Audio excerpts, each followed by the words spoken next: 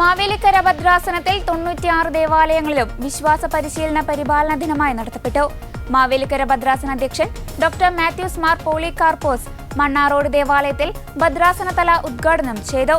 കുട്ടികളോട് ഓരോ ഞായറാഴ്ചയും ഓരോ ബൈബിൾ വാക്യം പഠിച്ചു വരുവാനും വചനത്തിൽ വളരുവാനും പിതാവ് ആഹ്വാനം ചെയ്തു. പൂഴിക്കാട് സെന്റ് സ്റ്റീഫൻസ് മലങ്കര സുറിയാനി കത്തോലിക്ക ദേവാലയത്തിലെ വിശ്വാസ പരിശീലന പരിപാലനത്തിൽ മാവേലിക്കര ഭദ്രാസന bishop emeritus Joshua Mar Ignatius മെത്രാപ്പൊലീത്ത പങ്കെടുത്തു. സഭയുടെ കാതൽ വിശ്വാസത്തിലാണ്. ആ വിശ്വാസം കുട്ടികളിൽ പകർന്നു കൊടുക്കുമ്പോൾ സഭ ഉന്നതി പ്രാപിക്കുമെന്നും പിതാവ് തന്റെ സന്ദേശത്തിൽ പറഞ്ഞു. കുഞ്ഞുങ്ങൾ വചനം കൂടുതലായി പഠിക്കുവാൻ വേണ്ടി 4 കാറ്റഗറിയായി ദേവാലയങ്ങളെ തിരിച്ച് ബൈബിളിലെ 4 സംഭവങ്ങൾ ദൃശ്യാവിഷ്കാരമായി നടത്തപ്പെട്ടു. വചനത്തോടൊപ്പം എന്ന പേരിലാണ് പ്രോഗ്രാം നടത്തപ്പെട്ടത്.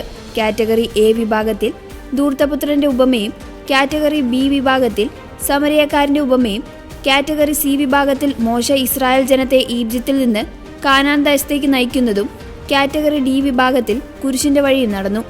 കഴിഞ്ഞ വർഷം നാം വിശുദ്ധർ എന്ന പരിപാടിയിലൂടെ വിശ്വാസ പരിശീലന ദിനം മനോഹരമാക്കിയപ്പോൾ ഈ വർഷം ദൃശ്യാവിഷ്കാരം മനോഹരമായി ജനമനസ്സുകളിലേക്ക് ഇറങ്ങിച്ചെന്നു.